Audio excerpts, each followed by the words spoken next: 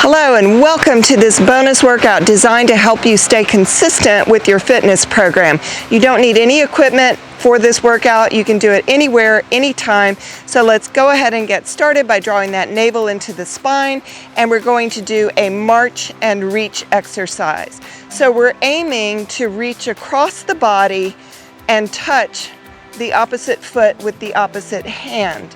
This is a great way to start getting some flexibility, get those joints moving. We're having to work on our balance here. It's just a really good exercise anytime, but especially as a warm-up exercise. We do want to make sure that we are controlling our core. So we want a nice stable back as we do this. So try to make sure that you don't have a lot of excess body movement. If you do, you may want to reduce how high you are lifting that leg until you can do this movement with more control, because we always want form before we want speed or height. So we're almost there. Your heart rate should be coming up, which is a great thing. And there you go, last one. Whew. Okay, we're going to go right into a pendulum where we stand on one leg and cross the body with the opposite leg. So this is a great way to work those hips in a lateral motion after that more forward, front, and back motion we just did. It's also great for practicing balance, strengthening your core, because you have to keep your core engaged the whole time to stay balanced. And let's go ahead and switch to the opposite side. Same exact thing here. You can put your hands on your hips, down to the side, wherever you need to put your hands in order to do this in a nice controlled motion is perfectly fine. So again, this is another warm-up exercise, but accomplishing multiple things even while we're warming up and keeping that heart rate going up. All right, good job. Speaking of heart rate, we're going to get it up even further with this forward and backward lunge. So we're stepping forward and stepping backward. It doesn't have to be a deep lunge. You should always do form before speed or trying to get that knee way down on the ground. So we want to keep that back nice and upright. I felt myself lean there a second ago. We want to hold that core nice and stable and just get this nice workout for the legs here that's also increasing our heart rate. Let's go to the opposite side. And again, the reason we want to get that heart rate up and keep it up is so that our cardiovascular fitness will be improved. That means that then later, when we're riding our horse, we'll have a better chance at staying strong, let's say on the third canter set, and we'll be able to keep our form, because we won't be getting sloppy just because we don't have enough fitness. So we're going to go right into a side plank here. So going ahead and putting that elbow right under the shoulder, and then making sure your hips are lifted up and away. So if you need to bend your knees in order to do this correctly with a nice engaged core, please do that. Otherwise, if you're able to hold this with good form, absolutely, you can use your feet down on the ground. Okay, we're gonna switch to the opposite side. Good job, you're doing great. Same exact movement.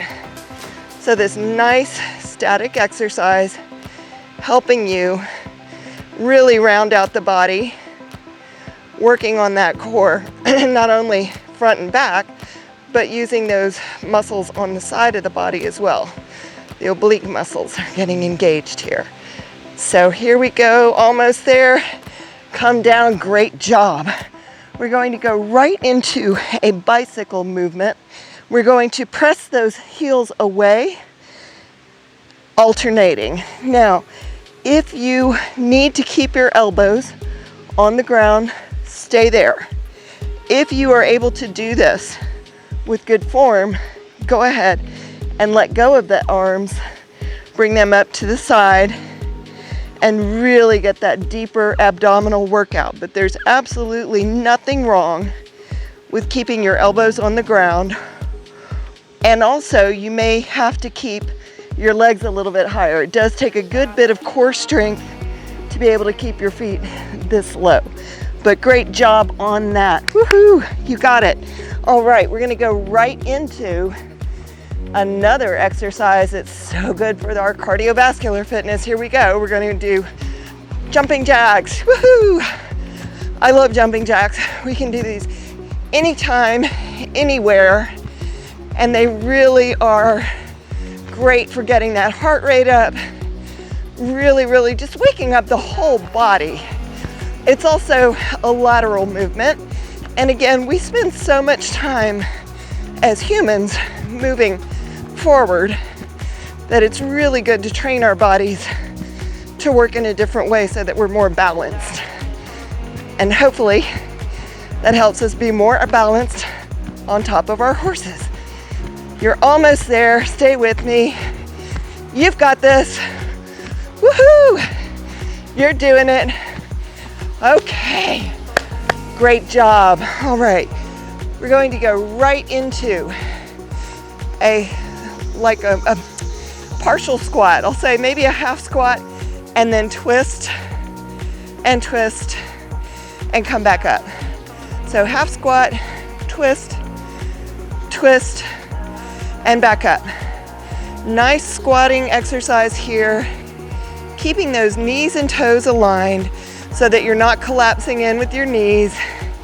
You want your knees to stay right in line with those toes so that we don't put excess stress on the knee joint. We also want to be keeping our hips forward here. We're really just rotating the upper part of the body as the lower part of the body supports the movement going on in the upper part of the body. But we are not trying to move our hips as we move left and then right. Okay, great job on that. We're going to come right back down to the ground. Excuse me for showing you my backside. And we are going to reach across the diagonal of the body and reach to the opposite side. And reach, woo!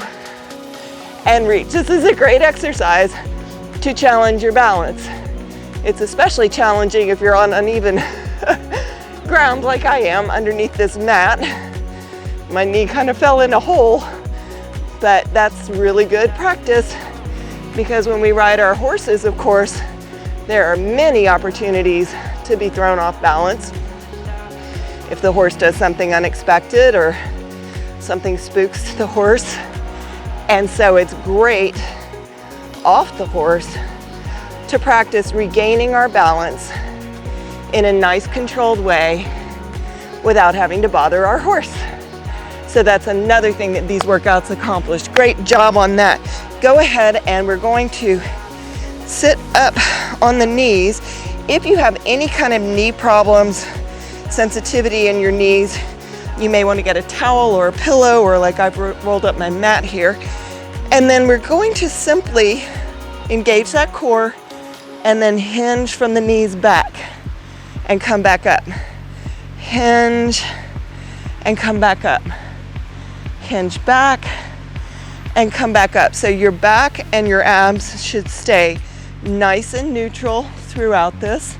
So this is not exactly what we do when we ride, obviously, where our hips would be bent, but this is a great breakdown of a movement where we do go a little bit behind the vertical. So we have that experience. This is really for building the quads more than anything, but it's also great for us as riders to have that experience of going back a little bit with control and bringing ourselves back up with control. Of course, when you ride, it would probably be more like that, but I wanted you to get the benefit of building those quads while we do that exercise, because the thigh strength is so critical for our riding as well. So go ahead and you can put your feet up in front of you. You can pull your toes towards you if you can reach your feet. If not, hold on to your shins if you can, or your knees. And then we're going to bend one foot and reach forward. I really wish we had time to do these 30 seconds each. If you can come back later in the day and stretch these out, or when this is done, go through these stretches a little bit longer, that will be so good for you. So, but at the very least, we're getting a little bit of a stretch in here.